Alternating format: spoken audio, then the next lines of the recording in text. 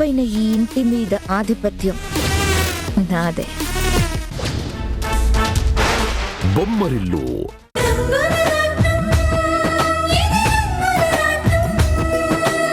ఈ వర్షాన్ని మన వర్షాన్ని వాడికి తెలిసిన రోజు శంకర అభిమానం ఎలా ఉంటుందో, అనురాగం ఎలా ఉంటుందో నేను ఊహించానమ్మా.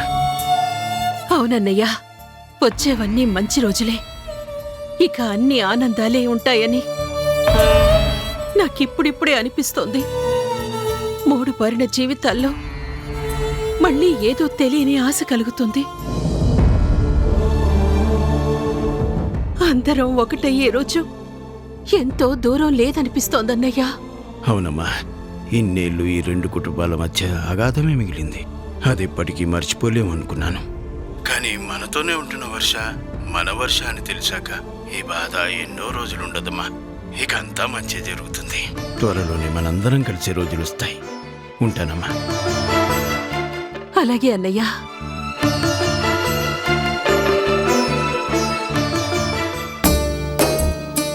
నువ్వే కాపాడు స్వామి. ఇంకా ఎలాంటి దుష్టగ్రహాలు మా జీవితాల్లోకి రాకుండా, ఎలాంటి ఇబ్బందులు లేకుండా అందరం కలిసే రోజుని నువ్వే చూపించు స్వామి.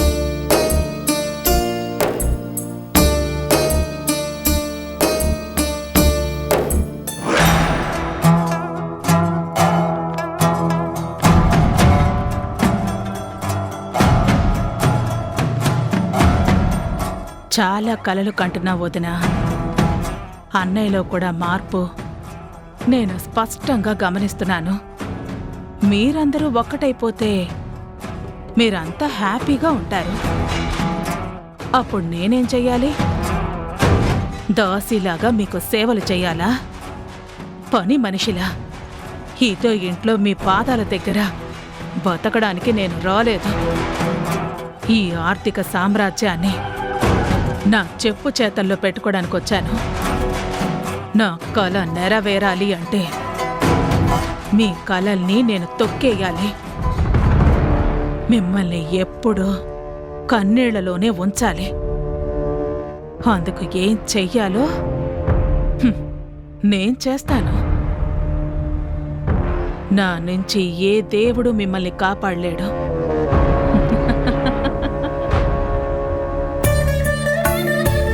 ఏంటి సార్ ఇది? మీరు నాకన్నా పెద్దవారు, వయసులోనూ వృత్తిలోనూ కూడా. మీరిలా నాకు దండం పెట్టడం ఏంటి సార్? నేను వృత్తిలో ఎంత గొప్పవాడినైనా కావచ్చు, కానీ నేను కూడా ఒక ఆడపిల్ల తండ్రినమ్మా.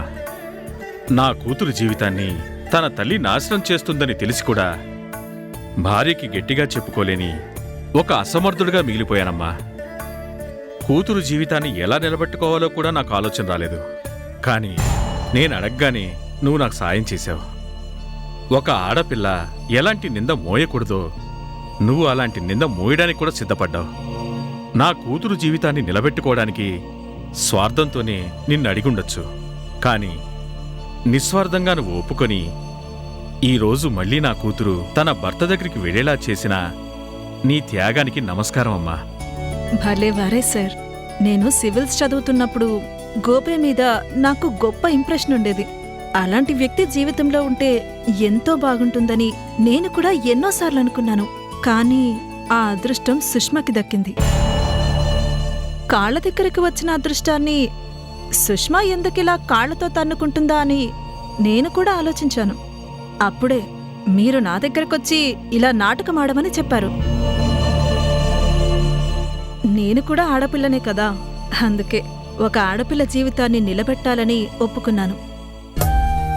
నీకున్న సంస్కారం నా భార్యకుంటే నా కూతురు జీవితం ఇలా అయ్యేది కాదమ్మా. ఎంతసేపు స్వార్థంతో ఆలోచించిందే కాని తను చేసే తప్పుల వల్ల కూతురు జీవితం నాశనం అవుతుందని సురేఖ ఊహించలేకపోయింది. నా అనుకుంటే అందరూ మనతోనే ఉంటారు, నేనే అనుకుంటే చివరికి ఒంటరిగానే మిగిలిపోతారు. అది సుష్మా తెలుసుకోలేక తల్లి మాటలు విని దేవుళ్లాంటి భర్తకి దూరమైంది. ఇప్పుడు తన తప్పు తెలుసుకుంది సార్. తిరిగి గోపి దగ్గరికి వచ్చేసింది. ఇక ఎలాంటి సమస్యలు ఎదురవ్వకుండా తన జీవితాన్ని తనే సరిదిద్దుకుంటుంది. జీవితాంతం గోపి చేయి పట్టుకునే నడుస్తుంది. తొందరలోనే మిమ్మల్ని తాతయ్యని కూడా చేస్తుంది. నా కూతురు జీవితంలో మళ్ళీ ఆనందం చిగురించింది అంటే దానికి కారణం నువ్వేనమ్మా. నీ సహాయాన్ని ఎప్పటికీ మర్చిపోను. ఇక్కడ నా పని అయిపోయింది, నేను బయలుదేరుతాను సార్. అమ్మా హారిక, ఆ? నువ్వు చేసిన ఈ సహాయానికి థ్యాంక్స్ అని ఒక 4 మాటలు చెప్పి నేను వదిలేశాననుకోకు. నీకు ఎప్పుడు ఎలాంటి సహాయం కావాలన్నా ఒక తండ్రిలా నేనుంటాను.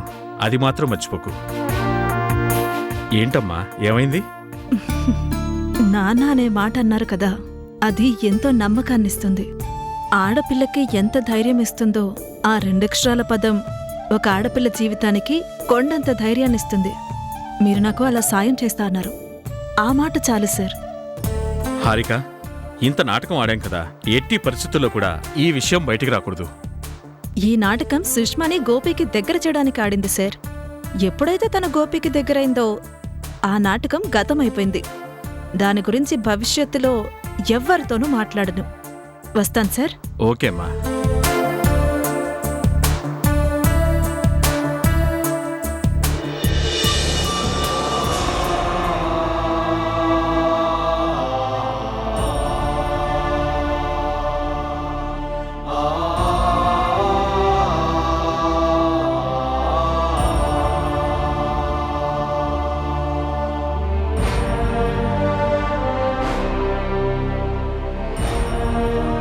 ఓం అపవిత్రపవిత్రో వా సర్వావస్థాంగతోపి వా యస్మరేత్ పుండరీకాక్షం సభాభ్యాంతరస్సు చహి పుండరీకాక్ష పుండరీకాక్ష పుండరీకాక్షాయ నమో నమః.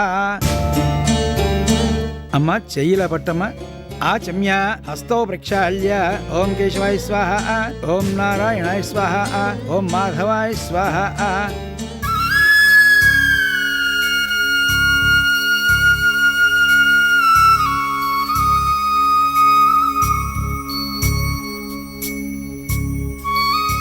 ఓం మహాగణాధిపతయే నమో నమః. శుక్లాంబరధరం విష్ణుం శశివర్ణం చతుర్భుజం ప్రసన్నవదనం ధ్యాయేత్ సర్వవిఘ్నోపశాంతయే.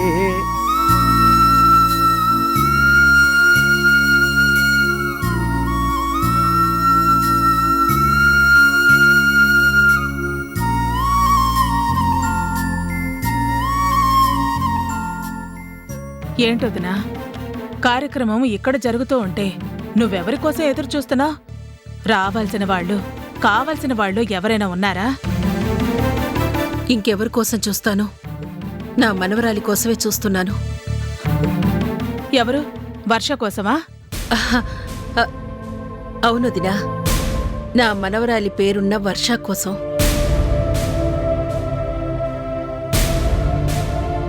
చూసావా రఘు, నువ్వు అమ్మ అని ఎంతో ప్రేమించే పూర్ణ ఎంత నాటకమాడుతోందో.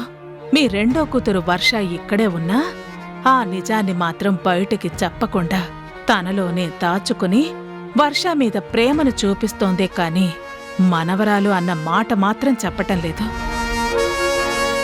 కాని నేను మాత్రం నీ మీద పగని మర్చిపోను. ఇప్పుడు నీకు కార్యక్రమం చేస్తున్నా నీ పెద్ద కూతురు సమంతకు మాత్రం వర్ష శాశ్వత శత్రువుగానే మిగిలిపోయేలా చేస్తాను.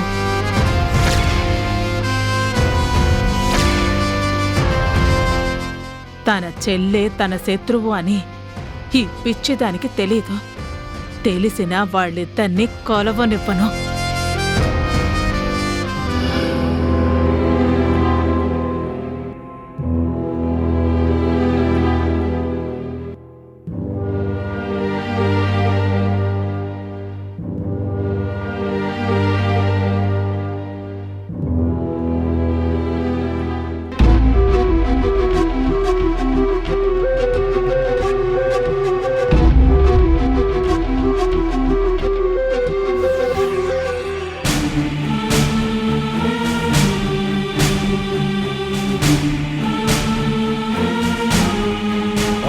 స్వరూపేణ పిండ ప్రదాన సమయే సూర్యాదీనాం నవానాం గ్రహాణాం అత్యంత ఆనుకూల్యత ఫలసిద్ధిరస్తు.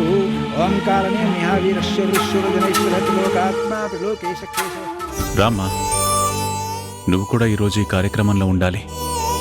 ఎందుకంటే ఇది ఏంటి తాతయ్య ఇది అని ఏదో చెప్పకుండానే ఆగిపోయారు? అదేనమ్మా, నాకు 2 మనవరాళ్ళు కదా. ఒకరు సమంత, ఇంకొకరు వర్ష. సమంత మాతోనే ఉంది, వర్ష మాకు దూరంగా ఉంది. కానీ ఆ పేరు నీకుంది కాబట్టి ప్రస్తుతానికి నువ్వే ఈ ఇంటి మనవరాలనుకున్నాను. అందుకే సమంతతో పాటు నువ్వు కూడా ఆ కార్యక్రమంలో కూర్చుంటే బాగుంటుందమ్మా. లోపలికి రమ్మా.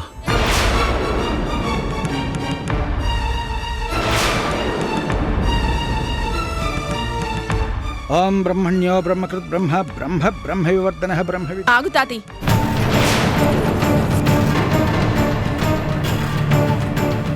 పేరు కలిసినంత మాత్రాన బంధం ఏర్పడదు. తను నా రక్తం పంచుకు పుట్టిన చెల్లెలేమీ కాదు. ఇది నా తల్లిదండ్రులకు జరుగుతున్న కార్యక్రమం.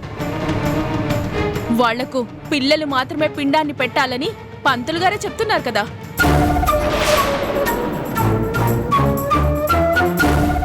వాళ్ల కడుపున పుట్టింది నేను కాబట్టి ఇది నా చేత్తోనే పెట్టాలి. వర్ష కూడా వరుసకి ఇంటి మనవరాలే. ఈ విషయం మీ తాతగారు కూడా చెప్తున్నారు కదా. ఇంకా ఎందుకంత పంతం పడతావు? వరసకు మనవరాలు అవ్వడం వేరు, సొంత మనవరాలు వేరు.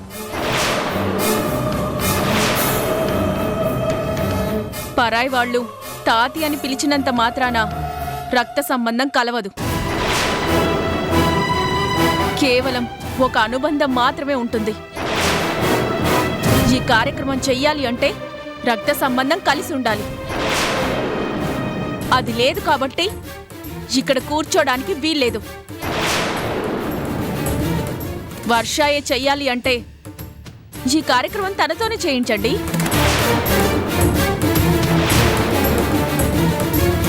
చూడమ్మా, ఇది తల్లిదండ్రులకు చేసే క్రతువు. సంవత్సరం మొత్తం వాళ్ళు ఈ రోజు కోసమే ఎదురు చూస్తారు. తన పిల్లల చేతుల మీదుగా పెట్టే ఆ 4 మెతుకులు కాకి రూపంలో వచ్చి వాళ్ళు తింటారు.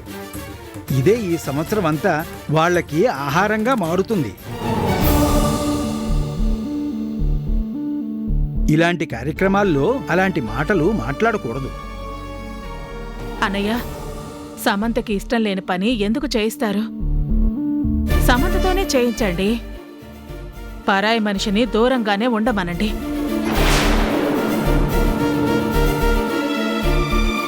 పర్వాలేదు తాతయ్య, కళ్ళతో చూసే భాగ్యం కలిగింది కదా, అది నాకు చాలు.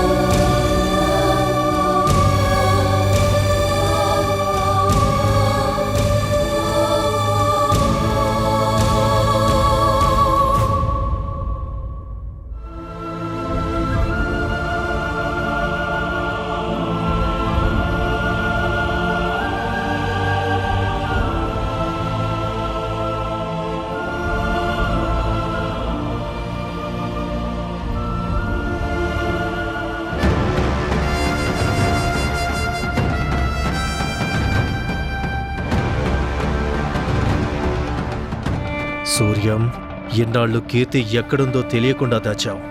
కీర్తి గురించి అడిగే అవకాశం రానివ్వకుండా చాలా తెలివిగా ప్రతి మాటను దాటేశావు.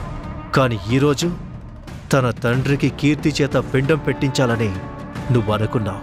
కానీ అది కీర్తికి గండంగా మారబోతుందని నాకు మాత్రమే తెలుసు. అజ్ఞాతంలో ఉన్న కీర్తి ఈరోజు నా ముందుకొస్తుంది. తన మరణాన్ని తొందరలోనే చూడబోతోంది.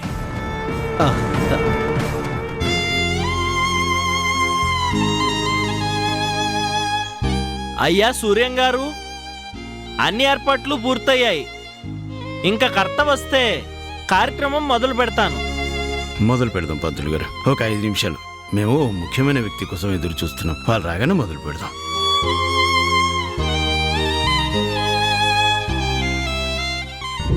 సరిగ్గా ఇంకొక 5 నిమిషాల్లో కీర్తి ఎవరో నేను తెలుసుకోబోతున్నాను. ఇన్నేళ్ల నా నిరీక్షణకి ఇన్ని సంవత్సరాల నా పగకి ఈరోజు ఒక ముగింపు దొరకబోతోంది. రాకీర్తి, చివరిసారిగా నీ తండ్రికి నువ్వు పిండం పెట్టు. తర్వాత నీకు పిండం పెట్టడానికి ఈ సూర్యంని కూడా బ్రతకనివ్వను.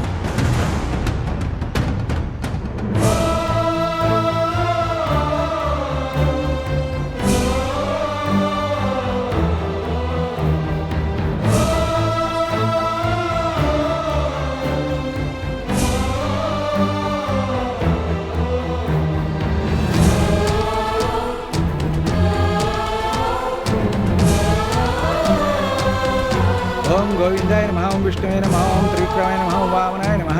ఓం శుక్లాం వరదరం విష్ణుం శశివర్ణం చతుర్భుజం ప్రసన్నవదనం ధ్యాయేత్ సర్వవిఘ్నోపశాంతయే. ఓం కేశవాయ స్వాహా, ఓం నారాయణాయ స్వాహా, ఓం మాధవాయ స్వాహా. రే రఘు, మా పరిస్థితి ఏ తల్లిదండ్రులకి రాకూడదు. పిల్లల చేతుల మీద తల్లిదండ్రులకి ఇలాంటి కార్యక్రమాలు జరగాలని మీ చేతితో పెట్టే ముద్దని కాకి రూపంలో వచ్చి మేం తినాలే కానీ మా కళ్ళ ముందే మీరు అనంతలోకాలకు వెళ్ళడం ఏంటి? ఈ కార్యక్రమాన్ని మా కళ్ళతో చూడడం ఏంటి? ఒక తండ్రిగా ఇది నేను తట్టుకోలేకపోతున్నాను రా. అవునండి, రఘుని నవమాసాలు మొయ్యకపోయినా వాడు నా మీద చూపించిన ప్రేమానురాగాలు నేనెప్పటికీ మర్చిపోలేను. అమ్మా అమ్మా అంటూ వాడు పిలిచే ప్రతి పిలుపు ఇప్పటికీ నా చెవుల్లో వినిపిస్తూనే ఉంటుంది. ఇక సీత ఈ కుటుంబం గురించి మనందరం బాగుండాలని ఎంత ప్రయత్నం చేసిందో మనందరికీ తెలుసు.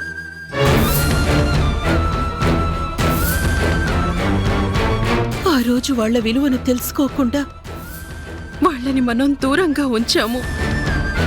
వాళ్ళేంటో తెలుసుకున్నాక అందరం మళ్ళీ కలుసుకున్నాం. కానీ ఆ భగవంతుడు నిర్దయగా వాళ్ళని మనకి దూరం చేశాడు. ఇన్నేళ్లు గడిచినా ఇప్పటికీ ఆ క్షణాన్ని తలుచుకుంటే నాకుంటే బరువెక్కుతుంది.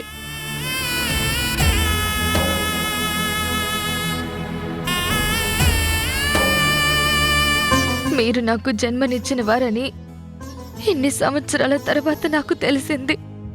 నా వాళ్ళందరూ నాతోనే ఉన్నా ఎవ్వరికీ కానిదాల్లాగా ఒంటరి బ్రతికే బ్రతికాను.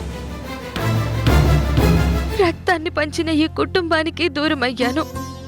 ఒక్క నానమ్మతో తప్ప ఇంకెవ్వరితోనూ ఏ అనుబంధం లేనట్టుగానే అజ్ఞాతంలో బ్రతుకుతున్నాను.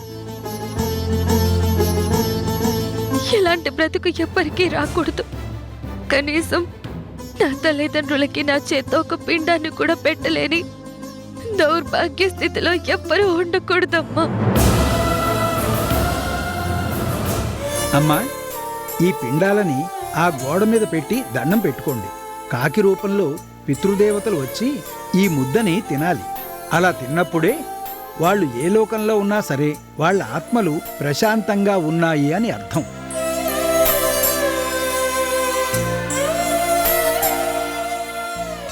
మనస్ఫూర్తిగా మీ తల్లిదండ్రులను తలుచుకుని వాళ్ళకి ఈ కార్యక్రమాన్ని పూర్తి చేయమ్మా. రుద్రో బహుశిరావబ్రహు విశ్వయోనిశ్వశ్రవాహ అమృత శాశ్వత స్థాణు వరారోహ మహాతపాహ సర్వగ సర్వవిద్వాను విశ్వక్సేనో జనార్దన. ఇదిగో ఈ పిండాలు తీసుకుని పదమ్మా.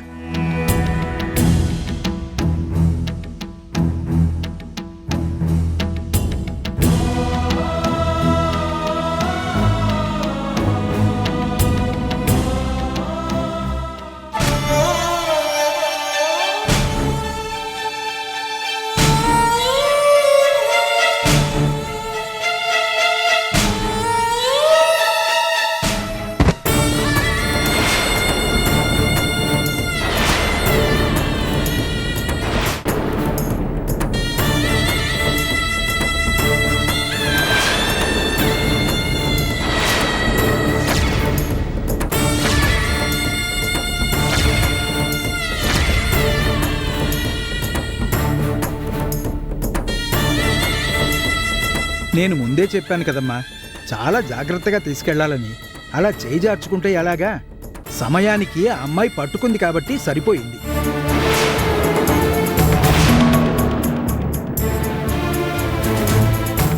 ఏది ఎవరి చేతికి ఎప్పుడు చేరాలో అది అలానే చేరుతుంది పంతులు గారు. చేజార్చుకోవడం సమంత లక్షణమైతే చేజార్చుకున్న దాన్ని కాపాడుకోవడం వర్ష అలవాటు.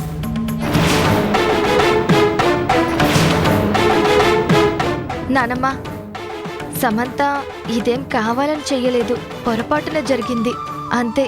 తనని ఎవ్వరూ ఏమీ అనొద్దు.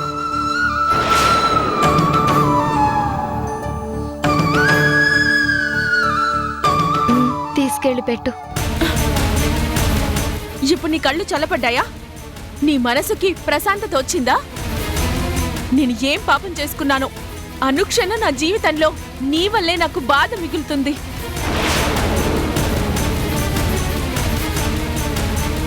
నేను ప్రేమించిన మనిషి నీ వల్ల నాకు దూరం అయ్యాడు.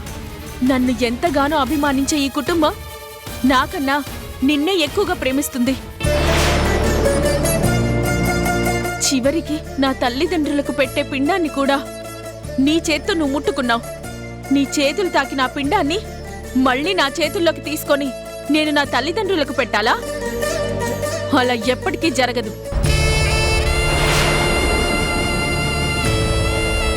పంతులు గారు, కావాలంటే కార్యక్రమం మళ్ళీ చేయండి. ఇంకో పిండాలివ్వండి, అవి మాత్రమే పెడతాను.